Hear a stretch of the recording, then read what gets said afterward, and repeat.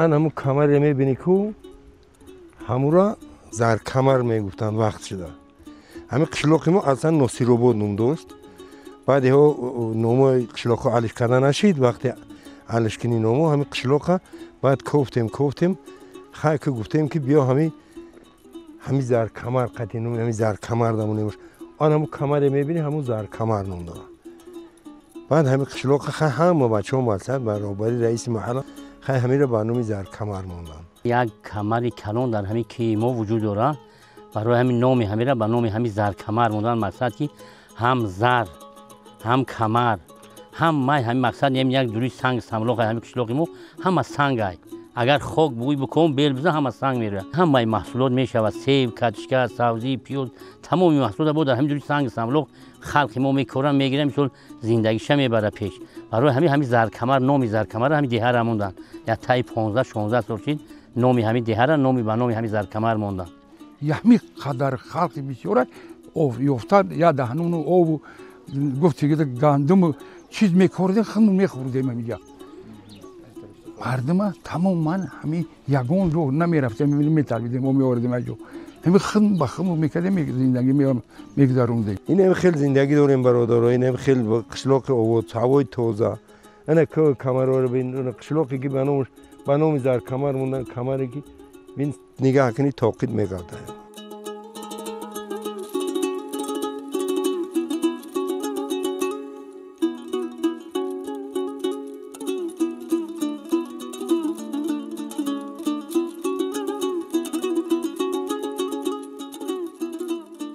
رهول اکس هنگ سنبلا ناهموار تنگ هر مجور شاد کردن موافقی همین گنجایشش خنده چیزای بیهوده را از راه دور کردن همه را سفید پوشای نزد گرفتن مردم ما مهنتی خوب کرد سخاوتمندان در این راه حصه‌گذاری خوب نمودن هر کس موافق قوتش از نداشتگان یگان کس مجبوری نکرد که تا همین قبیله کسی چیزی قوت دارد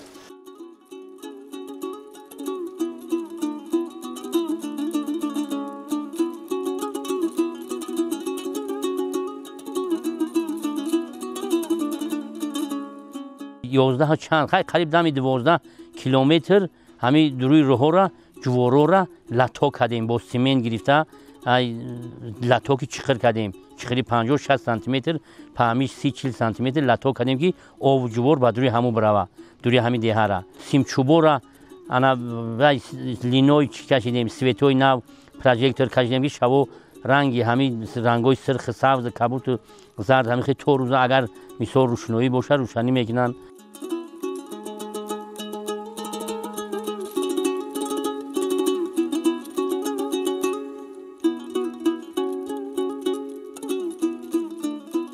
همین کار رو اول همین راهسازی را جناب عالی چی کرد این عمری در تمام دولت خطی راهش کنه ایست خیتوی ایست تمام هندوستان آن همین با همین استوس ما این قشلوق ما رسید من ببین 14 کیلومتر راه داخلی همین وطنی ما همین زرکمر ای شرافت عالی ای این نام پیشگرفته جناب عالی همین قشلوق ما همه اسفالت همه کوچه اسفالت پوشید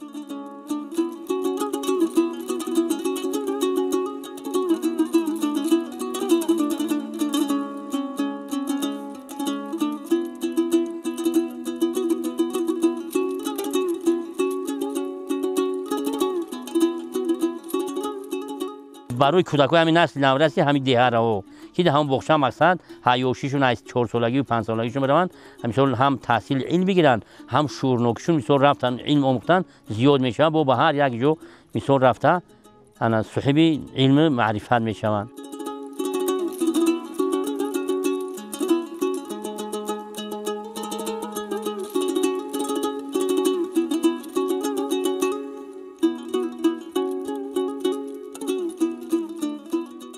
زیاد 1000 باشه این میگم که این همین قدر او همین سال یگون خشکی در این قدر این نگونه 76 دیدم بچم یگون وقت این خشکی شدگی نیست این همین سال همین یگون تمون چیزی همین او میبینی همه خوشیدگی چشمه که 100 سال شد او وردگیم همه خوش برفت انا که یک گیولوگ اومده ای وحدتی ورنده بود همین خلق در روی خونهشون کنده برو ورده ایسان او با شرط هر ساله میشید تا تای نگیسه چودی برف بود برف نیست اینا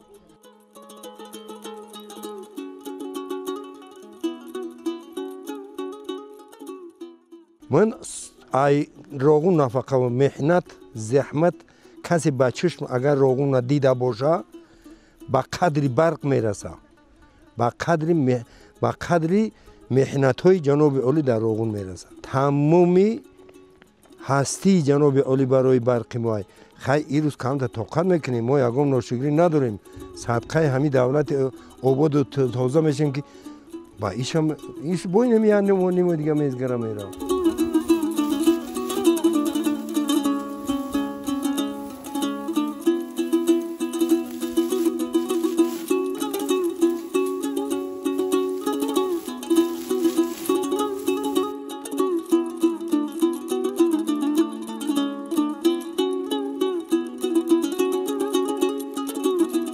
اینجا چپاتی های میلی برای توی دختر هیورم یک سالهای دراز ما مثل چپاتی کلچه برای معرکه میکنیم و میروریم این کارو را ایبوبی مومه ها و ویدیو سر کده تا حاضره به کار میبریم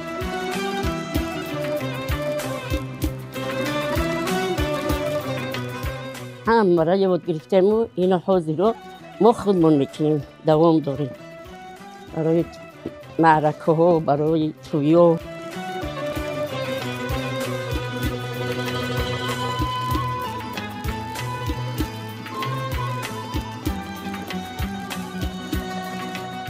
در جامعه کلنامونه یاد نتین کی بکنه بعد سری مو سر باشه گر یادشون نتین میکنه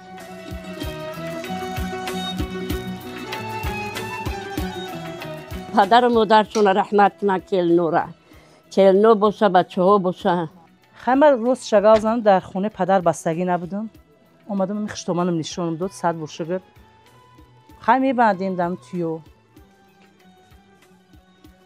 چپودی بان شدیم اینا خیلی اول دشوار بود و همین خیلی گر بشینیم خبر میشینیم نوی 100 برشگر همه شیاد گرفتیم خیلی 100 برشگر میندور ما هم مثال با اینا توی دور شدیم دخترش دادیم بچه زن دادیم بود اخمون در کور شد مثال همین آرامی باشه همه ما هم مثال که با وقتی خش در جای شده میتونستیم اگر آرامی نمیشید 100 برشگر ای جناب عالی همین نداریم که همین خیلی آرامی را برای ما مثال چیه کردگیه تنجی و امانی مثال همه ای تنجی و امانی میشوه 100 برشگر شگرانه دولتمون میکنیم دم به وطن خمون مثال که آرامانه همه کارمون آرامانه میگذره تویمون معرکه‌مون همش با وقتی خوش مثال آرومانه میگذره.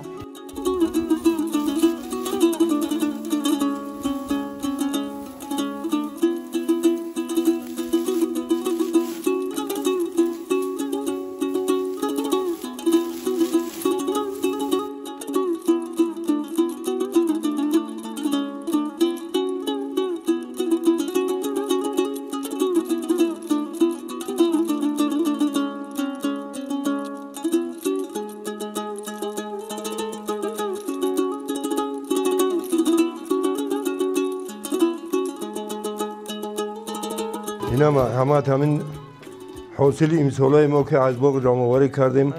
من در داخلی با سیب خونه کردیم، سیب ساختیم، محنت کردیم. اینا با سیب با گرفتیم. سیب ما کدام که مرحمت گرفتن گر باشه میتیم نباشه خودمون با بازار میروریم میبریم بازار داخلی خودمون ارزانی میکنیم. ما دهقانی ما یگان تایره با نرخ گران نمیفروشیم، نرخ بازاری قطعی هم میفروشیم. این سیب سامارینکا، سیب انا سیبای کریپسون داشتیم، گلدین داشتیم، سیبای زرد. همینا خیلی مردم در کار بود اومدن بچه‌ها اینجا بردن. یک قسمت خودمون در بازار مسکین آباد میفروشیم. این بازار خودمون روزای شنبه و یک شنبه بازار داریم میبریم پیشکش اهالی میکنیم. ای کدوم از پرخور میان، ای ریگر میان بچه‌ها میبرن، ای دوشنبه، ای وحدت همه اینجا اومدن همین حاصلای ما رو با میگیرن میروند. خیلی لازم باشه با ما خودمون چی میکنیم با انا کسی در کار باشه با همین خونه میتیمشون مرحمت یکم چی نداریم. و خیلی باغ کردیم. باقی ما پایین‌تر که 1 کیلومتر پایین‌تر که کجا رفتن قین باقی کلون شروع کردیم محنت کردیم.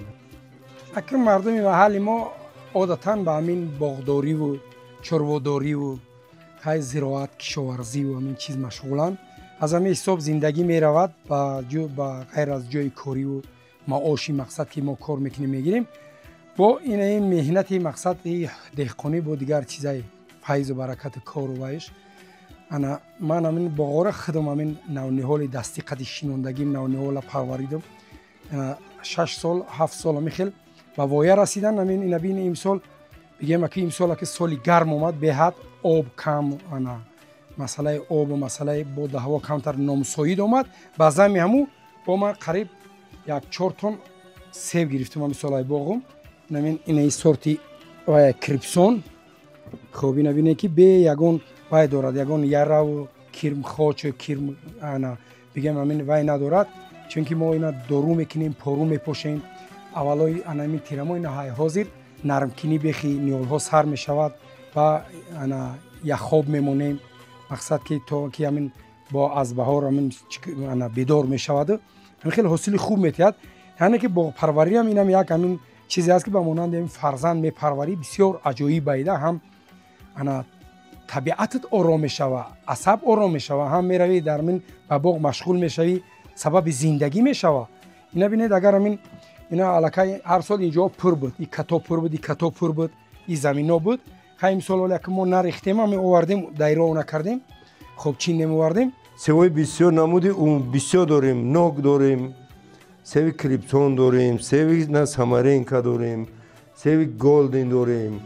تمامی نمودی درخت هست، اولو هست، زرد اولو هست. اکنون ورا بخشی گذشتگی هم کمو بیش. ورا خیلی ورینی کردیم، کمپوت کردیم برای زمستونا به حد بسیار. ولی با او کمپوت خونه من با بولو دای او الوحیده با جا دای با تایزمین دای.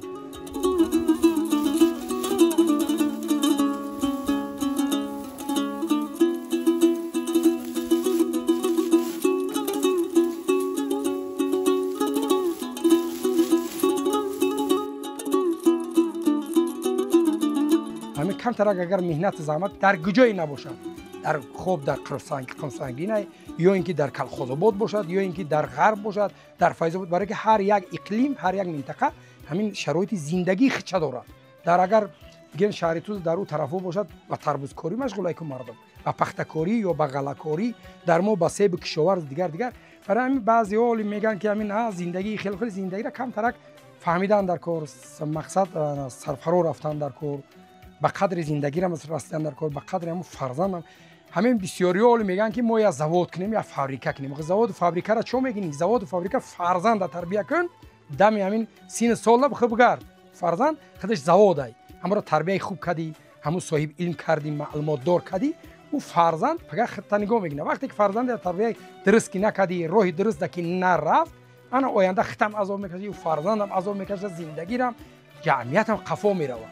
همون بینه که در سالهای در عصر 13 کمالدین بینایی چی گفته بود پایه دولت نگردد به معارف استوار دولت پاینده خواهی روی بر مکتب بیاد. این خشی و خرسندی ها را دیده این نعمت ها را دیده این وقتی خش آبادی تاجیکستان دوشنبه عزیزمون را دیده اندک عقل کنی شایر میشه. باید وصف کنیم که بعد ما هم آدما بفهمن که جناب عالی تاجیکستان را به کدام درجه آورده رسونید.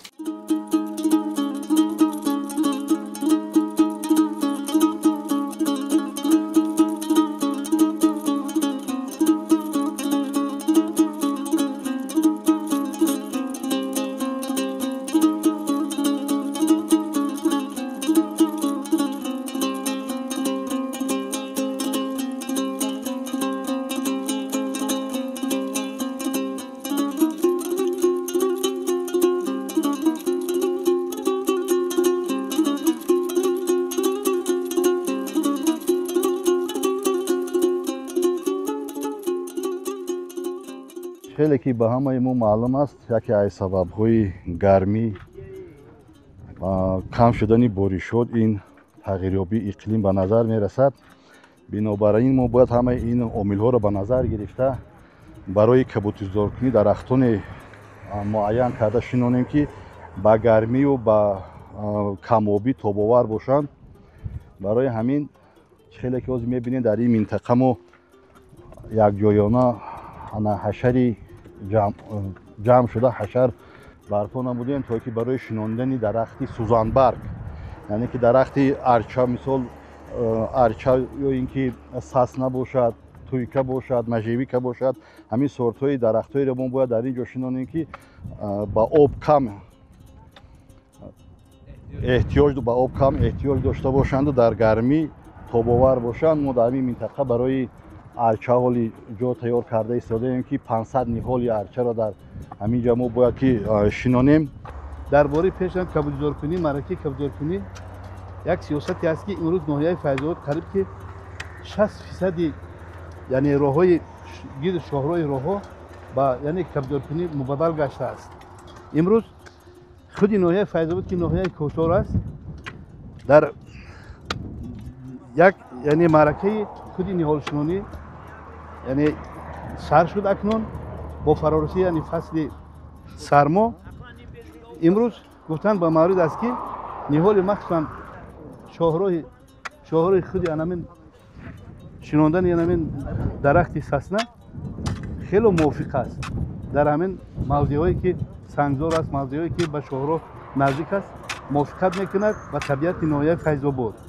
البته در ناحیه فیض‌آباد بغیر از نهال‌های ساسنا خود ناحیه فیض‌آباد که کوهسار است درخت پیسته درخت خوچ درخت چهارمغز درخت زیلال و این چون درختی است که خود در همین دست ما این درخت شال هم میگن درخت پسون هم میگن که بسیار به همین گوره اون برای کسلی‌های مخصوصا توابتی کسل قند و از پوست آن بسیار یعنی از قدیم استفاده میبرن برای شستن یعنی همین درختان شستن کاسه طبقه در خودش باز همین چیه جدا میکند که و ببینیم که از نقطه نظری خودی سانیتری به حد موافق است.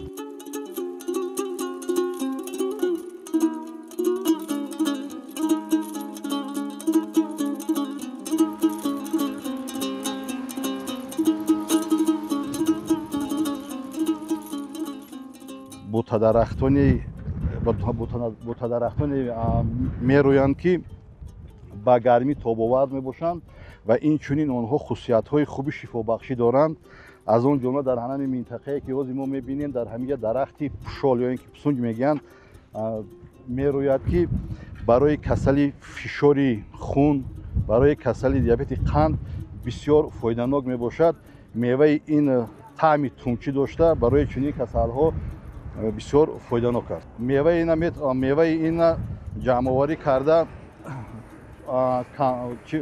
کمپوت میکنن، بعد خشک کرده همچون چای در چای انداخته استفاده میبرن، یا اینکه مربا میکنن. خیلی که استفاده که خیلی نباشد که استفاده برن، اما خیلی فایده‌ناکی این بوته میوه را دیده میشود.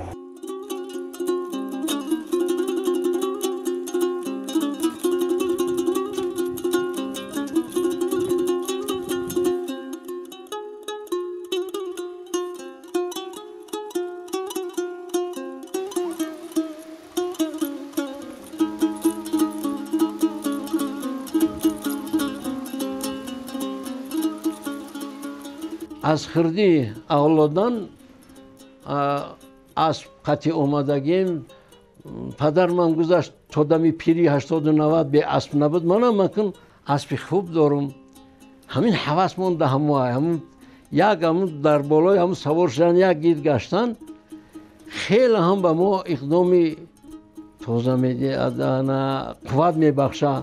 خیلی وقتی خشک بینم همین ریشم بتراشم برابر شما هم 40 ساله ایم.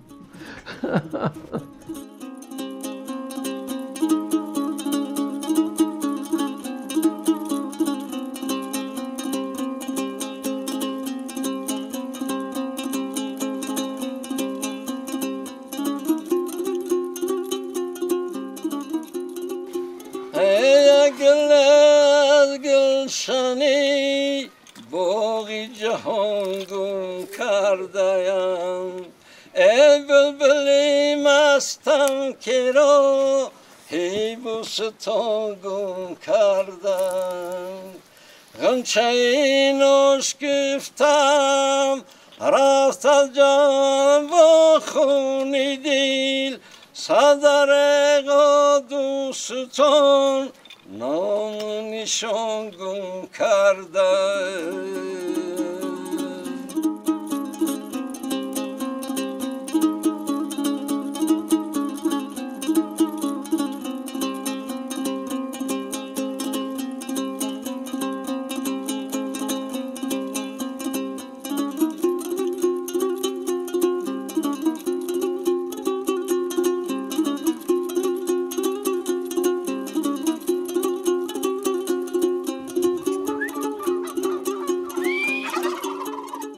من که این از تشکند آوردیم، چوجهش آوردن 270 ما چوجهش گرفتیم. خیلی مگه ممکن 200 گرم بود، همین خیلی بود. اگر اینا رو بینین ما همین گرفتیم، همین جای مخصوص تشکیل کردیم، همین گیرچه سیتکه گرفتیم، همین خیلی. بعد دون آوش همه وقت میموندیم. خب تو 18-20 کیلو را حاضر کرده سای. کیلوش 100 در بازار برورده فروخته استیم. یعنی که چوجه امرا 270 ما تشکند مزکس کردیم آوردیم. پرورش کردیم موزی 5 ماه 6 ماه اینو. مقصد اینو ذاتی گوشتیان. ذاتی گوشتیان تو 25 کیلو 30 کیلو در نظر ای کی میخدر باید وزن کنه. اگه موزی 5 ماه شدگان 5 ماه 6 ماه شدگان نه قریب که همه میدونه ما سال یکم همین نوای کردیم. بسیار آدم ها حیران میشن میان میبینن وقتی که در بازار میبریم قد یک گوسفند وزن میکنه یا بوز. یا بوز همون 15 کیلو 16 کیلو هم خیلی وزن میکنه. لیکن هندوک تا 18 کیلو 20 کیلو رو وزن کرده سای. 70 دانه آوردیم. خیلی فروختیم از سبب زندگی میشه یک مقصد کمبودی رو با وای میکنیم.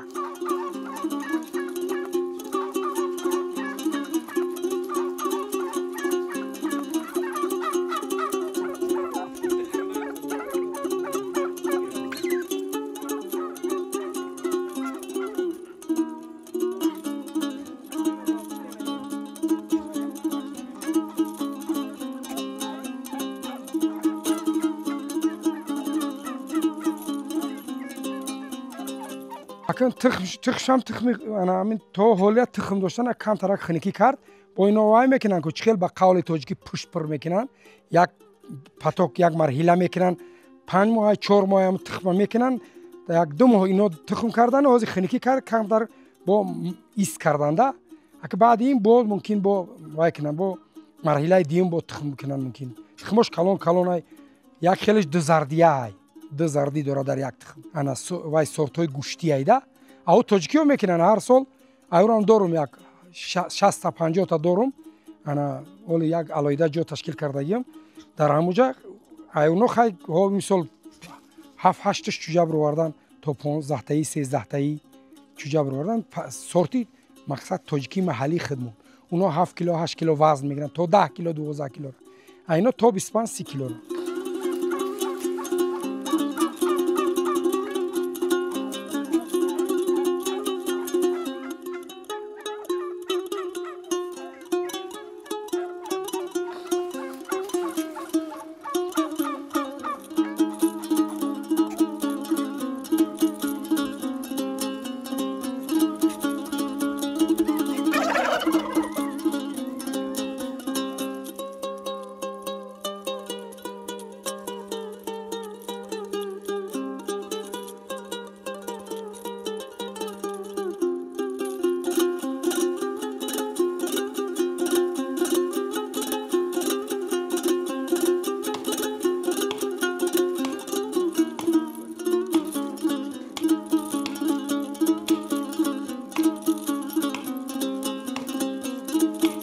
من دوره دانشجو بودم دوره در دانشگاه آموزگاری شهر دوشنبه تحصیل میکردم خب در همسایگیمون در همون جایی که من خواب میکردم یک نفر در یک کارخانه خارجی ها به حیثی قلاور کار میکرد همون شخصی که نوبر کردم های کس همو همین کسبی دکترتراشی رو از دوره خردسالیمون که یکی از باباش آموخته بود یک بیگاه خبرگیری در اومدم با دکترتراشی مشغول بود من خیلی تماشا کردم این طرز تراشیدن دکتر را بعد آهسته آهسته همین حواسی دکترتراشی در دلم جا شد و تا امروز بعد از کار البته که من کاری اولین درجه‌ام آموزگاری است بعد از کاری آموزگاری کم کم در خانه با این کسب مشغول است می اومدم ای مکتب غم میداد همین کار میکردم غم میداد که میگفتم بچم نکوخی اخی ما کردم باز میگوی بعضی ساعت با ما یاد میگیریم این کارا را با من در کار میشه یارو بعد تشه و اسکنه و لیسه که چیزی که باشه ایمی دوره پدریم با خودم همه جا دست دادم گفتم بچم دادم ایمی جایسم گفتم کار کدام بگی گفتم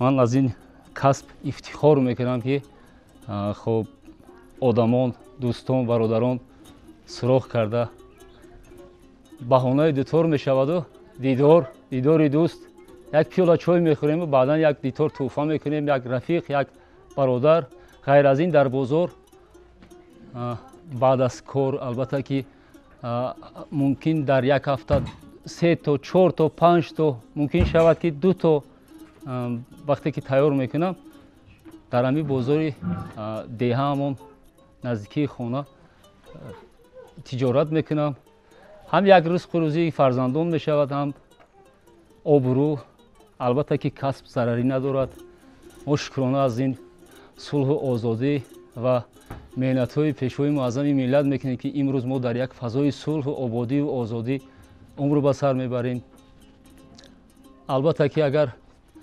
همه تنجی و آسودگی باشد هم خرسندی میشود هم کار این اساس همه خدمت‌های شایان پیشوای معظم ملت است که ما با کار با مهنت حلال صاف دلانه مشغول هستیم تا امروز ما شکر از زمین میکنیم لیکن ما در دکترای متروشا منم خیلی میبینم حیرت میشم که این پسر ای پیش خود یا چیکار کی یکان استاد نداره که یاد گرفته باشه ای پیش خودش هم یاد گرفته این هم کارا رو همش کار میکنه ولی باور کنی میگم که ای چوی همین تیرک تاولک میدن آدان کو هم خیلی ساختگی و بین حیرت میشه یا مرا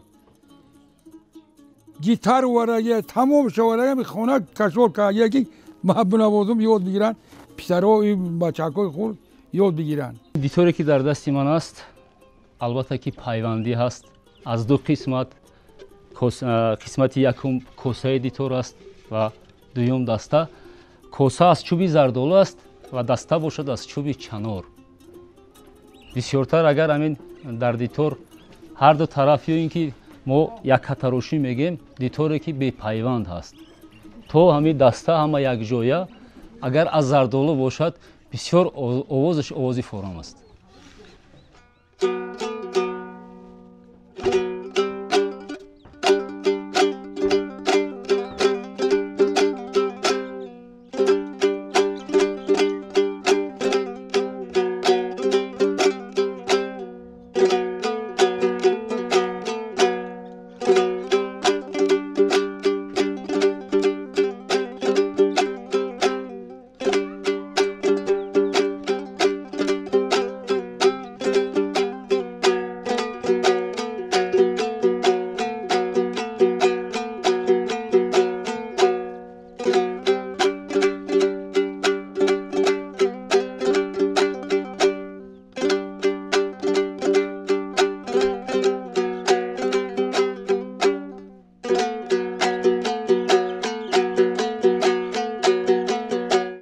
навохтанро аз падарам ки касби дуретгариро аз даврони хурдӣ мекардам, кам кам дар корҳои падарам бо ҳамроҳи падарам ёрӣ мерасондам ва бисёри вақт дар хона як дитор аз раҳматии бобоямон монда буд.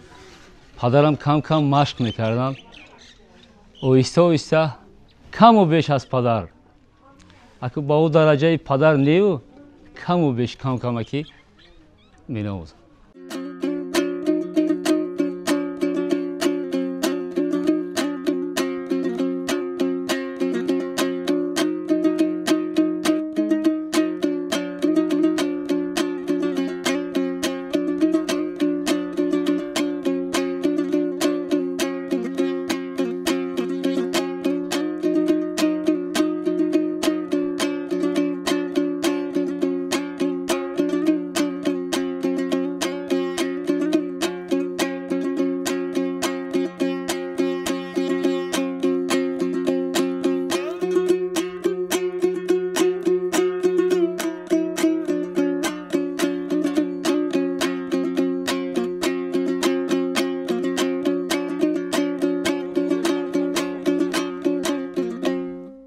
همقدم زمانیم. اون نمی خلق تاجیکی ما در اطراف سردار دولت زیج بودن خود بار دیگر نشان دادن. آبادی مملکت آبادی ما. من همین به آرام خفتن ما و خسته هر جا رفتن ما این از همه بهبودی ما همین است که بیخوف و خطر گشته ایستادیم در دوره صلح امانی آزاد. اکنون تاجیک فهمید که من وطن دارم. در جایی که نباشند تاجیکان این تاجیکستان ما وطنی همه همواه با امید همین پرچم ما هنو، با امید سرود ملی ما هنو، با امید خوش زندگانی ما هنو. او هم سربلندن. ما قوت تمام تاجیکستانی جهانیم.